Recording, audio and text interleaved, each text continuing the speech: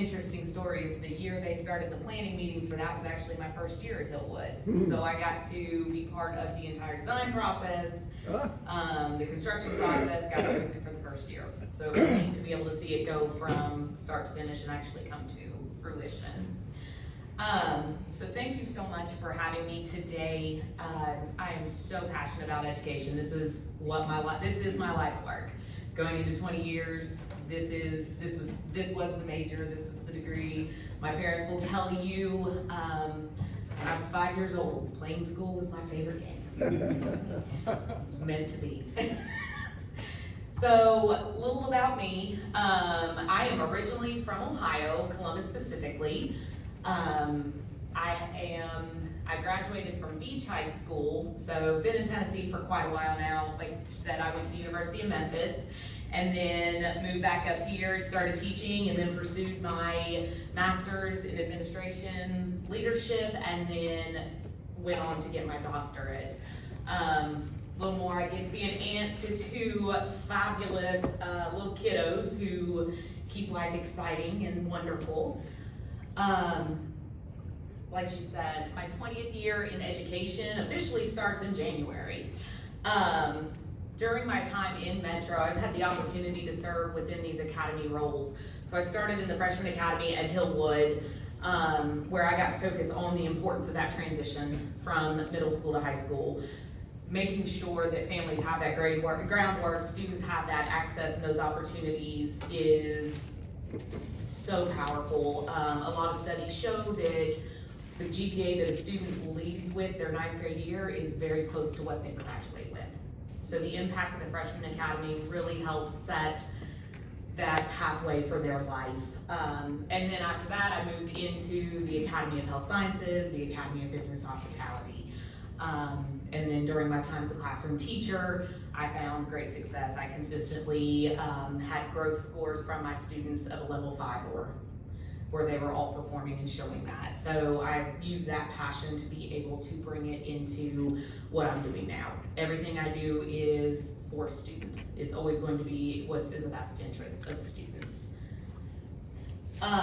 Hillsboro's mission, what we are doing is making sure that we're providing students with a safe and caring community environment. We want every student to find their niche. We want every student to know that they're welcome, they're loved, and most importantly, we're gonna prepare them to take on the world. The idea is to expose them globally, but to ensure what they're doing is locally rooted. That they're coming back to our community, they're serving and continuing the work that all of us are starting to make Nashville and the surrounding areas better.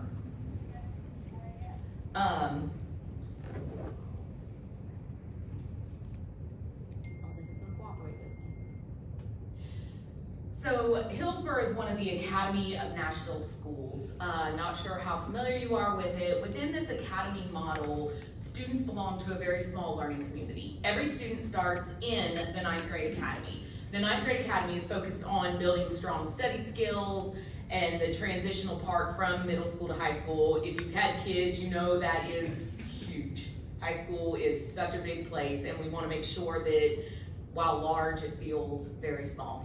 Like Nashville, it's a huge community, but it's very, very small in nature. Everybody knows everybody. So during that freshman year, we're going to focus on interest. We're going to get them exposed. Students will always participate in a career fair hosted by the district. They're going to have an opportunity to pursue post-secondary options. At the end of their freshman year, they are going to move on and make a selection to one of the career academies. Within that career academy, they're going to stay there for 3 years. And they're going to have a dedicated team of teachers, administrators, counselors who are going to focus and support them again as they wrap up that high school career. So at Hillsboro, we have the Academy of Business and International Communications, we have the Academy of Global Health and Sciences, and then we have the Atlas Academy, which is Advanced Academics, Liberal Arts, and STEM. So we have made sure that students have a place and an opportunity to find something of interest. It may not be what they go into, but it exposes them to different opportunities within the world. So I've got my team up here, and you can see they each have a principal, they have a dean, and that dean of students is going to focus on providing student interventions. The academy principal is focusing on the strong academics and community partnerships. We also have a counselor for each one. So these students are able to, again, build that really strong community of people who are vested in them during their time with us. And what we do is based on 4 pillars. Everything we do is rated on AVID, which is advancement via individual determination. We do it through advanced academics. We do it through SEL, the social and emotional learning, and then our academy model. So we ensure that every single student has access to this during their time at Hillsboro. And these pillars support that every student known motto that Metro Nashville Public Schools has. We want to ensure that every student takes an advanced academics course. That is a charge that I have made. So I've wrapped up my first year. Every student needs to take an advanced academic course. They need to challenge themselves, find somewhere of interest. It's the knowledge and the belief that every student can. And we want to make sure that they've got those opportunities. So just briefly, as far as what I was going to pull out today, we look at our advanced academics that we offer, Ready Graduate. University MNPS is a really exciting initiative through the district. It is pretty new. We're actually getting ready to have our first cohort finish up. We are getting ready to open a new career lab, which is going to be so exciting. And then ways that we recognize our students and our shift to that cluster focus. As I said, we've got those 4 academies at Hillsboro. Graphic identifies that they all start in freshman academy. That's where we identify, and then they move on to their career academy of choice. And within those academies, they've got the opportunities to do internships within the community. They have the opportunity to do community service. They can do industry certification. So when they leave, we actually had quite a few students get their CCMA certification through the Health Science Academy this year. So they are able to go on and be making a decent starting salary while they pursue those post-secondary options. So we're trying to build those connections within the community so they stay in the community. So within our advanced academics, Hillsboro is very unique. We are an international baccalaureate school. But what makes that neat is that every one of our feeder schools is also an international baccalaureate school. So our students get to start with the IB Advanced Academic Program in elementary school and continue it all the way through their senior year, focusing on those global issues. Within those, at Hillsboro itself, we offer 2 different IB structures. The first is MYP, it's called the Middle Years Program, where we build that foundation for students to be able to access rigorous work. We want them to start thinking for themselves, to start looking outside of that box. Then they move on and can make that selection to focus on the career program or the diploma program. We also offer advanced placement classes. We dual credit, dual enrollment, and then of course AVID. So we are really striving to find a way again to pull every kid, to make sure they find a way to get involved within the school while challenging themselves. All of these programs, with the exception of AVID, will allow students to leave with college credit and a significant amount of college credit. AVID is a structure that allows students to learn those skills to prepare for college. It does actually focus pretty heavily on students who would be BC student, first generation college goer, and make sure they see what we see in them. So one big push for us, it's actually a state of Tennessee metric, is Ready Graduate. So Ready Graduate, you may have seen those metrics as they come out. They do come out annually with test scores, letter grades, all that good stuff.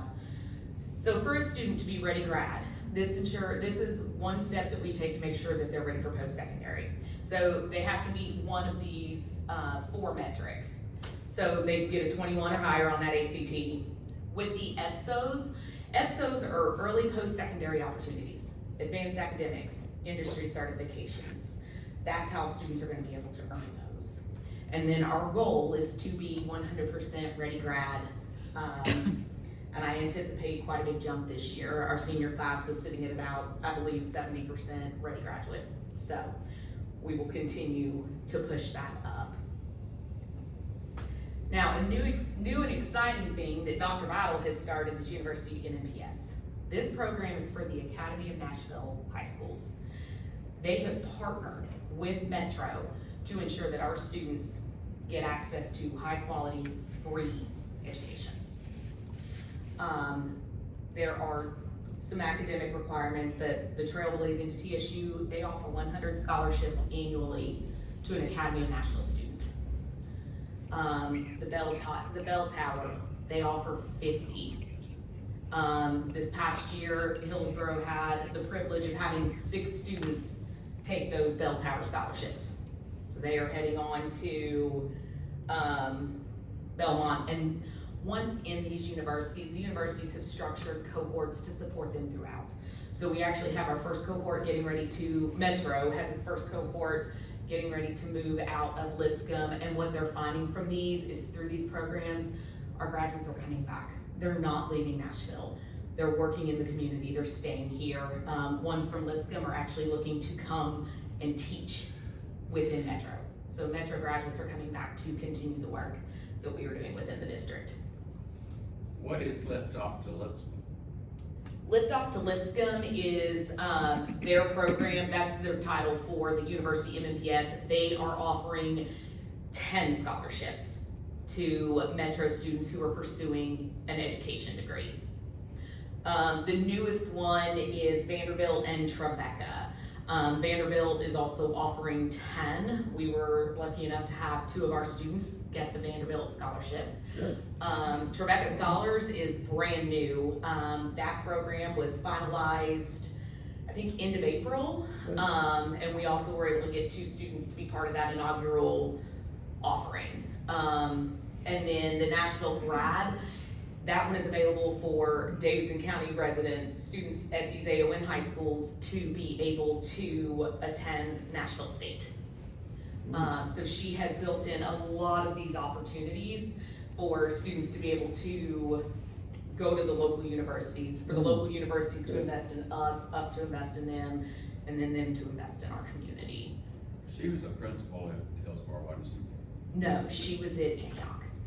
She graduated from Overton and then was principal at Antioch. Good. I'm not sure where she was an assistant principal. Yes, sir. Did you say those are free scholarships? Yes. Cover the room, they cover instruction, they cover books. And then they also build in supportive meetings, cohorts where they're meeting with the students, someone from the university, to track and make sure that they're not falling behind, making sure needs are being met. So it really is a comprehensive program. So students apply to it most of the time. They all have a slightly varying GPA requirement, slightly varying ACT score, some different things like that. But when we pulled data from this past year, we had over 400 students who were eligible for one of these. So what we're really pushing is to make sure our kids are taking advantage of it and that they're having those. I want to take them and I want our kids to get the most of them. Good, yeah, that's good, yeah. Full transparency, I want them to have the most scholarships. So Good. we're going to continue to push that so that they are, again, part of this program and then coming back and giving to the city. So this is something new. This is my contribution to Hillsboro as far as the physical plant aspect. As you know, Hillsboro underwent a pretty major renovation 2019, 2020. We are looking, rumor has it, that our turf will be coming in this next spring. So we'll hope. But at Hillsboro, through the ISM grant, we are going to construct a career lab. And within this career lab, our students will have access to a college and career counselor who will help them pursue those post-secondary options. Students will have an opportunity to fill out FAFSAs, they'll have an opportunity to do job applications, write resumes. We are asking our business partners and community partners to create and provide display boxes showing ways to get into different fields so we can increase exposure to things our students have access to within the community. So that is a little plug for me. If you've got information that we can share out with students that we could put in these boxes and have available for how they can enter into different career fields, that would be phenomenal. Whether it be opportunities for internships, shadow days, educational requirements, all those good things. We also will have individual interview rooms, so students can meet with military recruiters, they can meet with colleges, universities. If we've got people coming in for job shadows, mock interviews, they can do all that there. And this will become, right now it's going to initially focus on our seniors, but over the next few years, we will make sure that we will spread that access so that it becomes a space that every student finds use in and benefit in as they prep and plan. Every kid at Hillsboro will be developing a 4-year plan, so they know where they're going through high school and then interests and areas beyond. So this should open, it's slated to open in the fall. So when we open the school year, we should be able to open this new lab. One other big piece is celebrating our students. Education is about learning, but it's also about making sure students feel like they belong. That SEL piece, that social emotional piece is huge for us. So we want to make sure kids know that we see what they're doing. We see you, we hear you, we know what you're doing. So we make sure that we celebrate quarterly with things like attendance, and of course we have academics. Something really neat we do is a huge pancake breakfast in December. All of our teachers and PTSO parents line tables down the hall, and we cook pancakes for 1,200 students. Good idea. And they get to sit and hang out and just enjoy each other.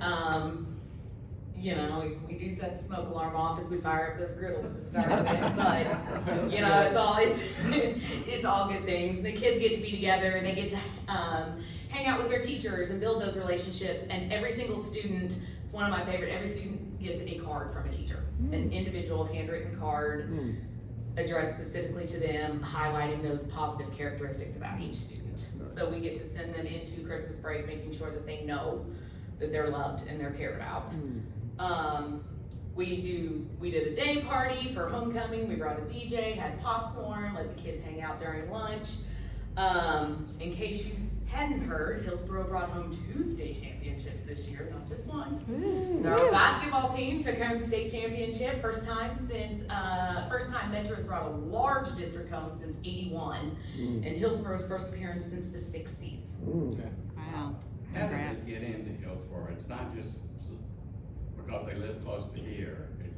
Hillsboro is an open enrollment school. So that is something that makes us very unique. About 40% of our students do not come from our zone. So our zone consists of course, the Green Hills area and Edge Hill. So 40% of our kids are coming from somewhere else within the city. We have a lot from Antioch, we have a lot from the Madison area. And I do believe that speaks very highly to the work that we're doing, because these kids are getting on the bus at 5:45, 6 a.m. to get to school on time. They're having to come up, they're having to go downtown to the transfer station. They are choosing to come to us. That's good. So they're not riding a school bus, they're riding the Metro. Yep, if they are out of zone, they do not have the school bus option. And we probably have, I know when we open the doors, there's easily 150, 200 kids waiting outside that door, coming off the city bus in the morning. That's great. So we definitely are making sure we keep that. We want all of the students to want to come here. Yes, sir. Hi, as I mentioned, I work at Norman Bickley, and we have a soccer team. And one carrot that we offer those kids is you have to behave. You can't just do whatever you want, otherwise we're not going to let you be in a soccer team. And I'm guessing that you use something very similar with some of your programs. Like you tell your students, hey, you can be part of this, but you know, it's not just, you know, if you're smart, it's fine, but you gotta behave. Can you talk a little bit about how you achieve that, and what 1 or 2 of the favorite programs that, you know, the kids don't want to get removed from? They don't want to get removed from a whole lot of anything. That pancake breakfast and the day parties and, you know, the food truck days and things like that, they definitely don't want to. But for me, a big piece is the consistency. It's clear expectations up front. It is making sure that we address the little things. If you don't address the little things, the big things don't matter. But it's taking that time to make sure students understand the why. It's not just because I told you so. This is why I'm asking you to do this. This is why that expectation is there. Now, each individual coach and program have their own behavior expectations, academic expectations, and interventions to make sure students are meeting those requirements. I mean, I'm aware of them, but I'm also very big on it as a coaches program, and we're going to let those coaches run their program. And they all align with the vision of Hillsboro and where we're going. While we want to hold students accountable, we also want to make sure that it's not the end all be all, that there are opportunities for a student to reset and restore and come back into the school community. Second chance, right? Yeah, Third chance, absolutely. right? Well, yeah. That's a good question. Yeah, thank you. Yeah, so we utilize the reset program at our school, and it's a very structured, when needed, it's a structured day where students come in, they are with a trained reset assistant. They do a morning meeting, they focus heavily on the academics, they focus on the relationship building, and then that prep for how we go back out and make sure this doesn't happen again. Thank you. I was informed of open enrollment, as you call it, from my son-in-law who's in Lawson. Okay. And they're open enrollment too. He can go out and recruit students, correct? No, you're not allowed to recruit. Good to Can't know. use the recruitment word. Anyway, how many schools are like Hillsboro and Lawson that are open enrollment? The magnet schools run off a lottery system. They do have academic requirements, but they are all lottery based. Trying to think, Hillsboro, Lawson, I believe Overton is, and I think Cambridge. Who are the magnet schools? Hume-Fogg and? Hume-Fogg and MLK. So with the way open enrollment works is that a family is going to apply to their school of choice, and they submit academic records. So that is the determining factor on a student's open enrollment application, is we're gonna review those transcripts. And then once we approve a student to make that transfer, then it shifts over to enrollment centers. So I could approve you to come to Hillsboro, but I don't have any control over whether or not you actually get that letter saying there is a seat for you, because there are other factors that get taken into play. Obviously, if you live in zone, there's a seat for you always. But they're gonna look at how many seats we have per grade level. I can say right now Hillsboro is on a wait list for 11th grade, and I believe we're just hit for 10th grade. So they'll look at that once the school year starts to see what students may have transferred to another school, moved out of district, and then that's how those enrollment centers go through and determine, you know, okay, so you were number one on the wait list, we'll send you that application. All right. And then something we are really shifting to is a larger cluster focus. You know, we have some phenomenal elementary and middle schools within this Hillsboro cluster. So what we are wanting to create is the K-12 experience, where students start with us and finish with us. We want them to come in with us. We want them to see the value of staying within this Hillsboro cluster, to find those experiences that they can find nowhere else. So one of the big pieces, of course, is our IB continuum. So we are going to challenge you academically all 12 years that you're with us. We do host quite a few cluster events. This year we are going to do our very first back to school cluster night. So on July 24th, all of our cluster schools will come out to Hillsboro. We'll have tables set up with community partners, district resources, with food trucks, bounce house. We're gonna do a big staff versus staff school kickball game. That could be fun. And then throughout the year, we make sure that our students, our Hillsboro students, are pushing into those feeder schools so that our kids are able to, so our upcoming kids are able to see them. So parents are able to see our kids. They'll go out and do bulletin boards, they'll go and read, they'll teach lessons, they help run field days. Some of them went and helped park cars for a Vanderbilt game. So trying to make sure our kids are visible in K through 8. So that we do break down that kind of scary in the transition to high school. We want them to see themselves doing those things as they get into it. So our big push is for all of our kids, is within this cluster, is to be globally minded and locally rooted. Look at the world abroad, and then stay and come back to Nashville and give us your best. As a retired teacher educator, I would be remiss if I didn't ask the following question. What is the biggest challenge in ongoing teacher preparation for the teachers that you see? What do you have to do in-house Oh, to support them. to support them? I find that what we're still, it's going to be that relationship piece, the classroom structure, but I don't feel like that has changed over time. I don't think you're ever really ready until you're standing in front of that classroom full of students and it's your room and it's you doing that work. So that's where we push a lot of our day-to-day supports, is with just those classroom structures, the organization piece. We do support teachers. We have a big focus on collaborative planning. So we ensure that collaborative planning happens once a week. It is scheduled and it is protected. And that is an opportunity for those teachers within that specific content area to come together. And we support the instructional piece there, but we're going to push in daily to make sure that they're seeing us and we're giving them that support, that social emotional support that they need as well. And one of my academy principals focuses really heavily on new teacher mentorship.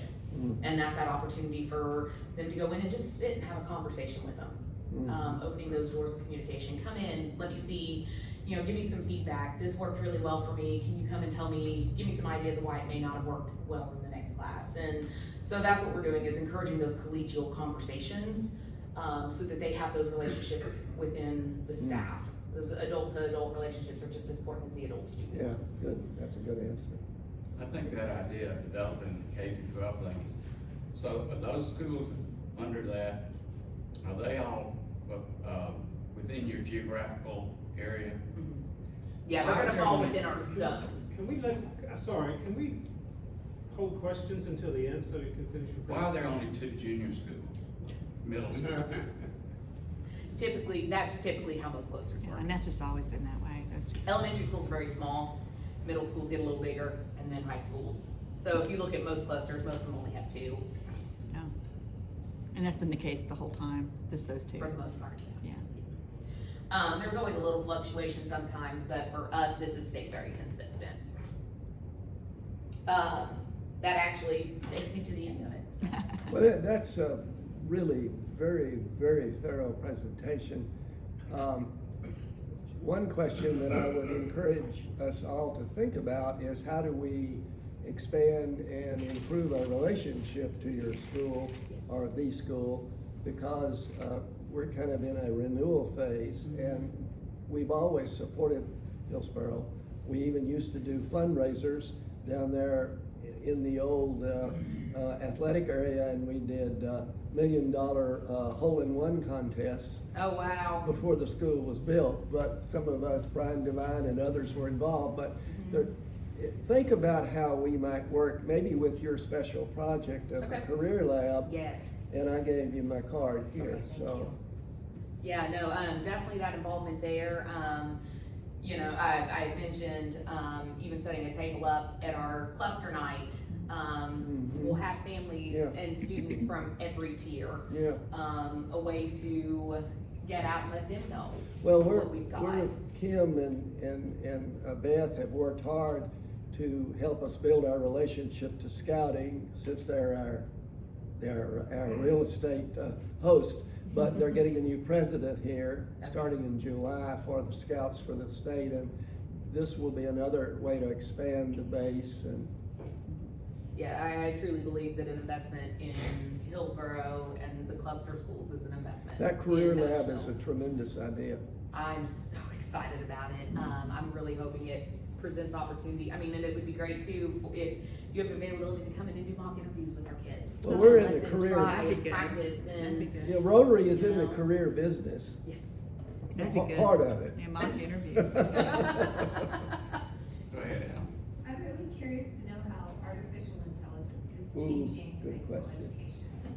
Oh, Great question. good question. Good It is question. about utilizing it in a way that is beneficial and not crippling. We do have systems that will check for AI generated, but trying to teach the kids how to use it appropriately. Same thing like when cell phones came out. How can we leverage it to benefit versus hindering? So this is still pretty new for us, so we're still navigating, trying to figure out how to navigate. Good answer. She's smart. Yeah, I have this is kind of a macro question as well. But you read a lot about the impact on COVID, and students, we know they took a step back when they were out of school for at least a year. But there seems to be almost maybe some long-term impacts on ability to focus and well, obviously focus troubles, like myself right now. But anyway, kind of a bad day. But anyway, could you speak to that? I know that's a macro, but something probably all schools are experiencing. Have you noticed that? We did a lot those couple years coming out, but what I'm noticing is more of a rebound. I do feel like we are getting closer to that pre-COVID timing, and a lot of that was just getting the kids back in, and we were so isolated for so long, and I mean I know that was tough on the adults to be by ourselves, especially. I know I can speak for educators. I mean, we're social creatures. It's standing in the hall, interacting with kids all the time, talking to one another. So it was a really big push and focus, I feel like, to teach students how to be students, how to have those conversations, how to work through even like different conflicts, whether it be with someone else or within themselves. But I do feel like we are starting to see more of that engagement. I mean, we're still fighting cell phones, of course, and all that good stuff, but pushing that.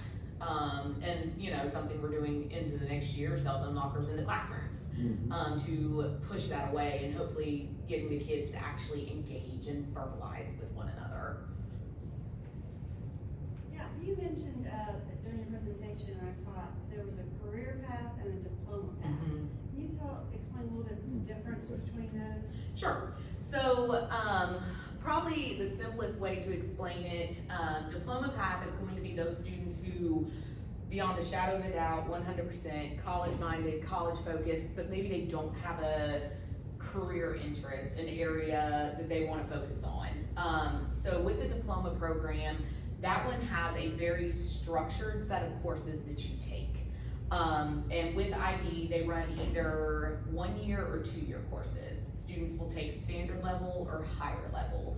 So within that diploma program, they are not getting the industry certification. They're not taking the CTE courses.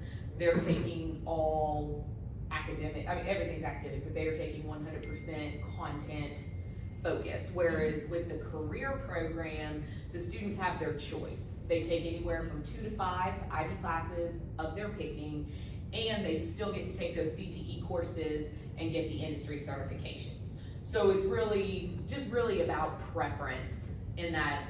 And then all students also have the choice to be an IB completer. And an IB completer is a student who's taken 1 class, which is a big push too.